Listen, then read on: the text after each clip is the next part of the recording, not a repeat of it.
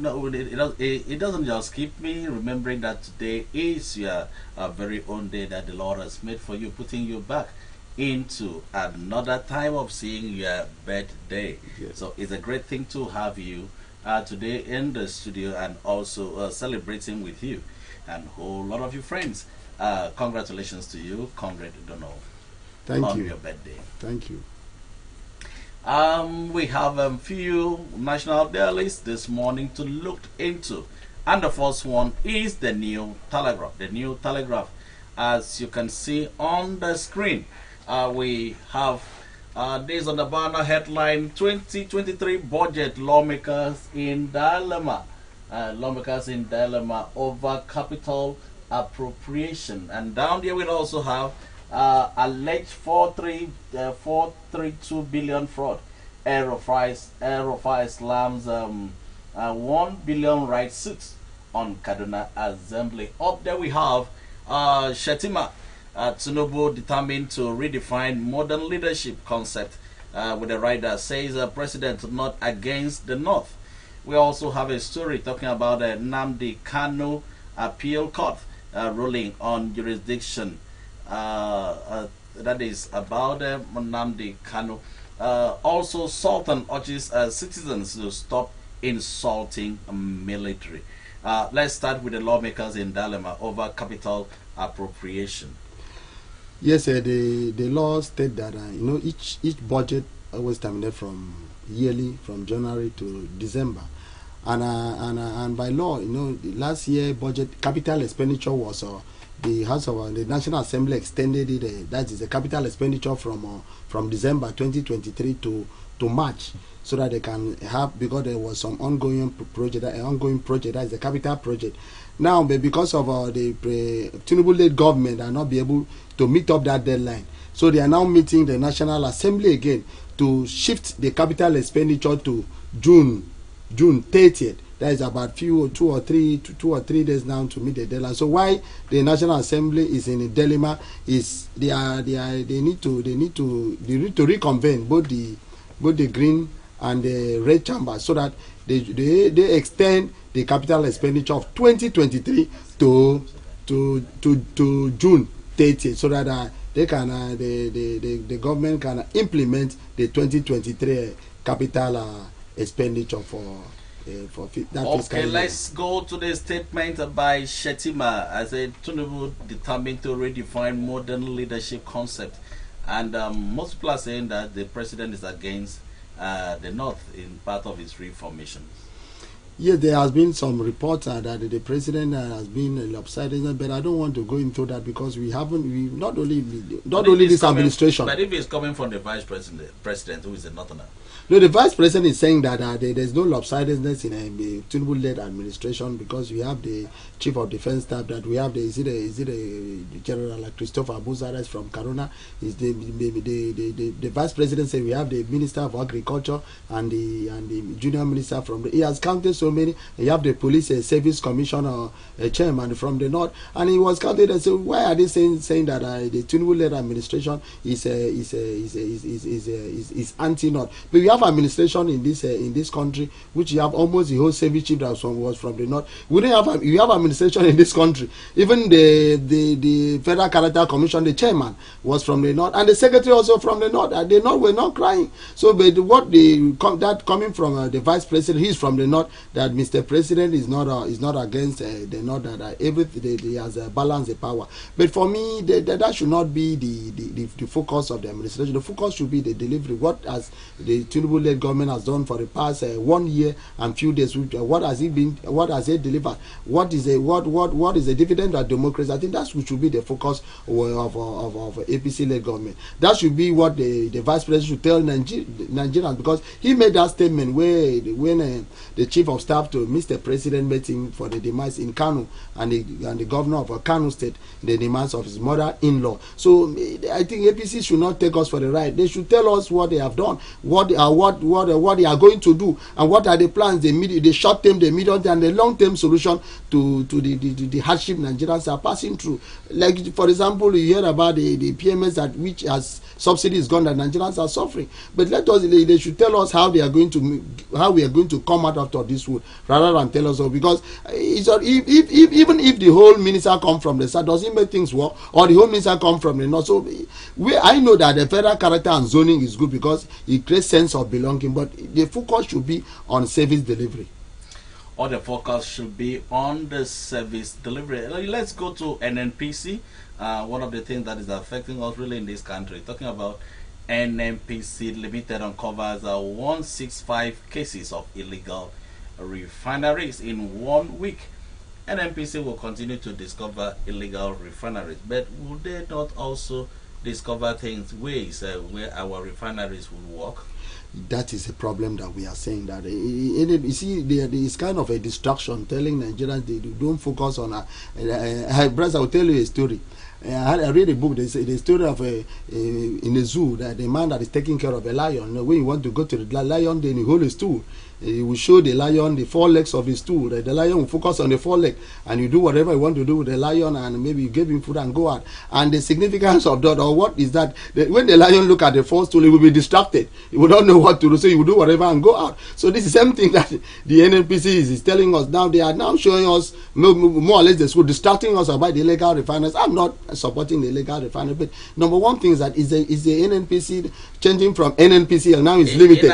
In as much as we are not supporting the illegal refineries in the country, but where are the legal ones? That is the issue that I want to. Where are the legal ones? Even the legal one that we had about $20 billion refinery of Dangote that we heard that the PMS is going to come by. Is it mid-July? Is it day before yesterday? Fire got some section of it, and I asked in my social media handle. I said, would that fire not affect the mid-July deadline for the PMS? So it is very, very unfortunate. I'm not encouraging that, but the responsibility of coping illegal refineries, I think it should be the responsibility of the security agencies in the Niger Delta, the military, the joint task force should do that. The NNPC should focus on how to give us refinery, to focus on how to make that they don't steal our crude oil. They should focus to see how we can diversify the economy, because we have a money economy now. We read from the papers that I read from a book a few days ago that the UK, they don't have gold, but they have a storage of gold which can be used for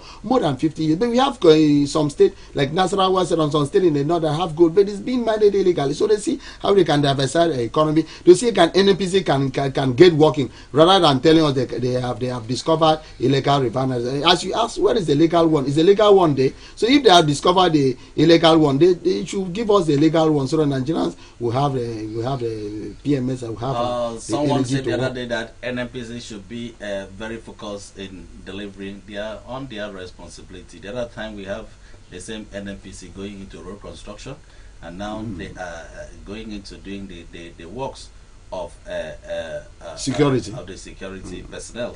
Let's go to Kaduna, where El-Rufai slams a 1 billion right suit on Kaduna Assembly for alleged 432 billion alleged that misappropriation of funds for 2015 to 2023. See, El-Rufai has been in the eye of the storm from when he was nominated as a minister, and before you know, say the security report did not favor him, and now his successor and the National State House of Assembly is giving him a very hard. They have now beaming a searchlight on his administration, and they set up an ad hoc committee, and they come out that he misappropriated about 423 billion naira in his own within 8 years of his administration. And now El-Rufai has contacted his counsel that they should have they should institute a case against the House of Assembly for libel. But that thing, is that alleges must prove. I think naturally the House of Assembly must prove that El-Rufai has diverted or misappropriated such fund. I think what El-Rufai is doing is trying to keep his reputation, which he has suffered for many. It's not out of place for him to seek the help of competence of a court of competent jurisdiction because of the reputation and name. But I think the House of Assembly and Kaduna State government should, because they have alleged, I think they should prove their case beyond reasonable doubt. Okay, let's go to Kenya, where the president withdraws a tax plan after deadly protest. You know what happened in Kenya the other day is something that we in Nigerians should learn. And what is your take? If the president will come out and what the call it the Senate have passed into the assemblies have passed into law, and the president is talking about withdrawing because of the protests of the masses. You see, somebody was saying, say the difference between Nigerian citizen and others is because of the citizen.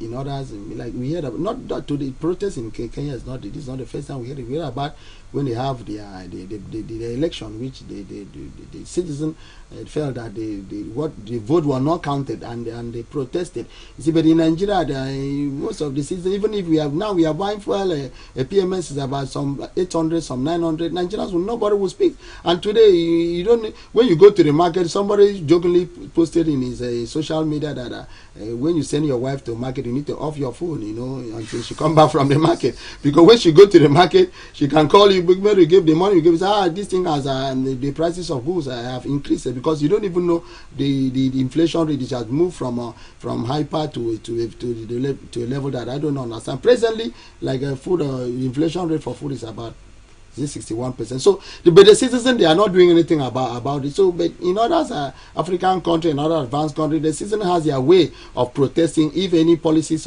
if any government make any obnoxious policies that is not that is detrimental to the people, that are not workable, the people will protest. But in Nigeria, we have a way of looking up to God, and thank God, God has been helping us. But I know, but that's what the leaders should not take us for granted, pushing us to the wall, because we are presently now, even the minimum wage they are talking about now, I don't think it will even take anything home. And even then, how many percentage of people are there? So, but what the Kenya are doing, I'm not encouraging protests. But it's good that somehow there's what they taught us in political science, that when a American model fell, Anglo-Saxon model, sometimes you have no choice than to revert to conflict model. So one of the part of conflict model can be protesting, it can be bargaining, can be maybe walk out of a negotiation table, like what the labor did. So it is out of place. But one of the what I'm encouraging, if there is protest, it must be peaceful. Okay, I heard you talk about the minimum wage. Labor is still agitating. Here on the Daily Telegraph, governors hold final decision on minimum wage and local government autonomy. That is found on page 3 of the New Telegraph. What is your take? Because we learned that Labour had a meeting the other day, and the union is also protesting on the removal of the president. Yes, removal like that. Ajero. Joe Ajero. Some people are accusing Ajero of being a partisan, of contesting the next election. So on the lighter note, you see, what Labour is agitating is not out of place, because presently the take home of the salary, the minimum wage have not take civil servant home. But I am of the opinion also the Labour also should take about the informal sector, because not only for them to go to strike on them, but if how many percent did they constitute? It's not up to 1% of 250. Did you also see a story the other day? The federal on the FEC meeting, the federal government, the FEC stamped down issues. Yes. On minimum wage. Yes, the FEC standard. See, the minimum wage is very, very delicate, because Mr. President in his speech said that he's going to do something about. Presently I think the federal government have filed 62,000 That's what the federal government, they have not moved from there. And the labor, the NLC announcing that this is 250. Wherever they grant, the common grant they found and said, but I think no matter the money, because if you calculate, a senator came out with 150, and all the many people are talking about it, and I think the labor and the government holds the final say. yes, but I don't want to, you see, like I saw some unconfirmed, I don't know how true about the salary of senators, and I don't want to go into that area. But the issue now, if we did a calculation on a civil servant in Abuja, how much is one bedroom flat in Abuja? It's about some 800,000 to 1 million naira, some 600,000 in Abuja. And the question is, if a civil servant, how much a civil servant will be able to pay? Even if they pay, even if you get home with about 100 or 200,000 a month, even cannot even offer a house in Abuja. And how much is it? If we calculated how much a civil servant can fill his car to his work, maybe 15,000, calculate it for 31 days. So, but the issue of minimum wage, I think the federal government and the labor need to find a common ground, and also they need to consider the government, because the governor say that some of them they will not be able to pay the minimum wage. But I think there's no money that they're going to put down that is going to salvage the situation of workers. But for me, I think the most focus, while agitating, going for strike, negotiating for minimum wage, they should also negotiate for good governance. They also negotiate for coming out of our refinery. They should also negotiate for leaders also to do their job. For example, the local government autonomy. This is what labor also should do, because the federal government instituted a case in the Supreme Court, and they called governor to submit their defense. I don't think any governor has submitted that. But I think if somebody wrote I think I read one daily about a few weeks ago that if local government administration work, I think it will cope insecurity. So what the Attorney General of the Federation, I think we will support local government autonomy, because if that is done, I think if the local government administration works very well, it will help the democracy at that level, because 70% of Nigerians live in a rural area. I think one thing we should also talk about is not all about the autonomy of the local government. And before then, we all knew that the local government had the autonomy before. What took the autonomy from them, and what took their money into the state cover? It's about leadership. Yes, it's about leadership. If the leaders that will man these monies, because some people may go there not for administering the local government, not you're just going there for money. If they will be able to man the money that is coming into the local government, that will also take away the influx of the people that are flowing into the rural urban areas. But even to that, the question now is it really in local government that we have bad leadership? The answer is no. I think the system is now being very workable. What the state government have done, if the autonomy is being done, they would deduct, because with the problem what you said was true. There was a kind of autonomy that time. They say they have a zero allocation when the salary of a primary school teacher has been deducted, yes, and staff. Now what they should do, they have their staff enrolled before the salary get into the account. They will deduct the salary of primary school teachers. They will deduct the primary health care. They will deduct the salary of local government workers. The remaining one, it will give it to the local government administration. That is what that's really done for them to manage. And he should ban their share line. But not only them, we also have leadership problem. Even at the ministry, we have leadership problem. So if leadership problem is not synonymous to local government, I don't think so. Okay, ASUU considers a decision on strike after meeting with the federal government. I think they should not go in a time like this. But let's talk about Nnamdi Kanu, appeal court ruling on jurisdiction, before we get into the next paper, which is The Nation. Yes, Nnamdi Kanu issue is a very security matter, which is not always good, to discuss it on air. Okay. Yeah, since it's already in the court. Let's go to The Nation newspaper. On the banner headline on The Nation, the banner headline speaks. Tribune, yes, The Nation. Yes, bank faces tough conditions in recapitalization drive.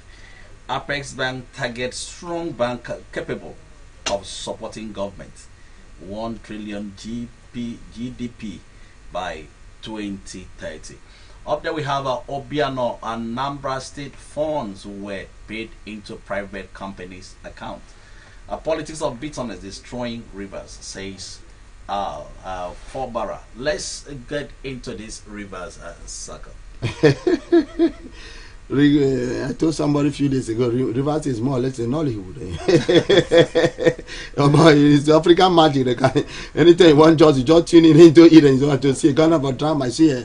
I think let me tell this part of the interview of a very respected Niger Delta elder statesman, Chief Edwin Clark. And when he was asking, he said, "Elder statesman, why don't you intervene in a River State saga?" He said, "There's no problem in River State. There's no problem. If there is a problem, you have intervened." And he went further to say that the problem in River State is the immediate past governor says, "You should worship me like God," and his godson. He said, "No, I must worship God before I worship you." so that is it. How can you settle that matter? So it's a very when we saw, but that was on a lighter note. Now looking at I said it in many platforms that are since when they meet Mr. There was a challenge, there was a problem during when the governor was to be impeached, and they met Mr. President. And they came and said about 8 resolution, and from the 8 political solution, and I told somebody that solution is more or less going to the police station and to look for peace. You will not get it. You will not get it. And now if you look at those 8 political solutions, it was only one that favors the governor.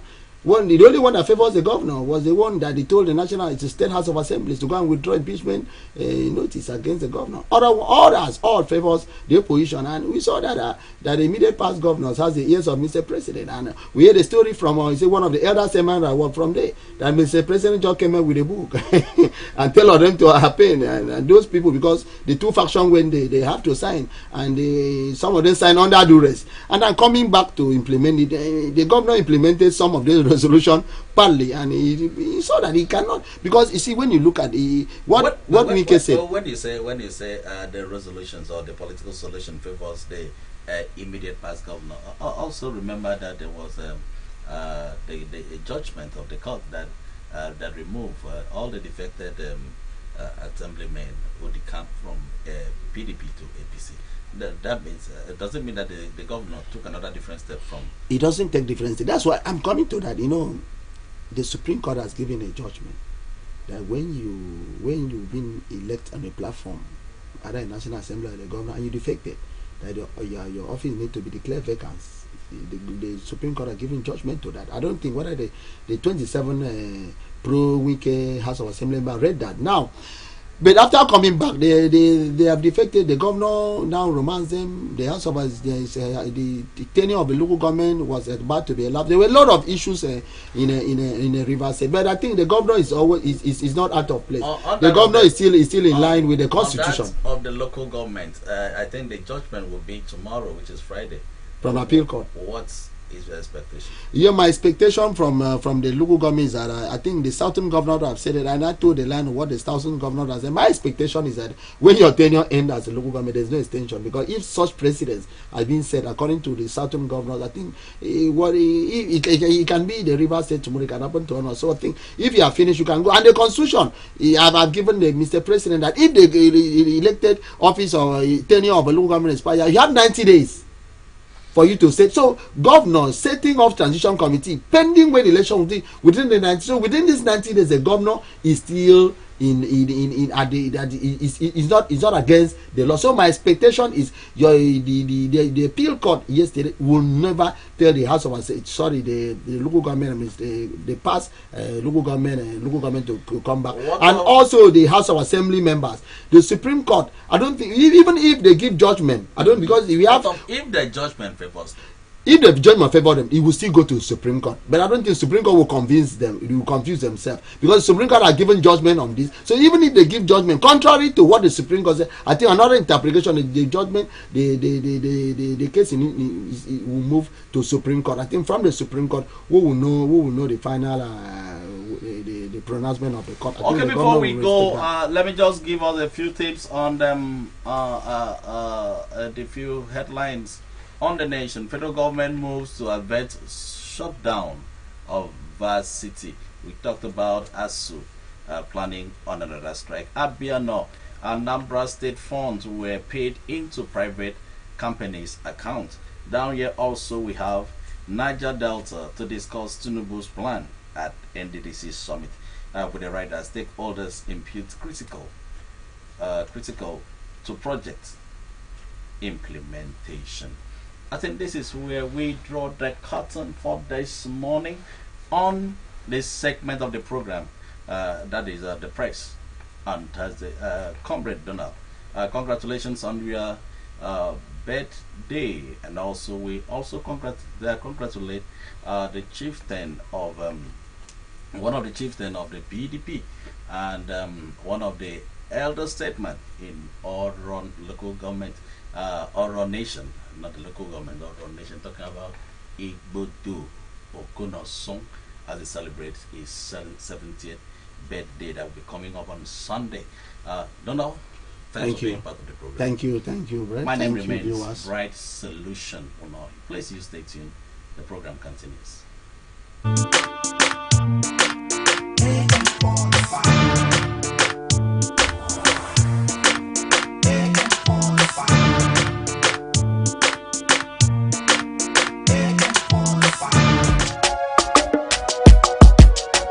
This is all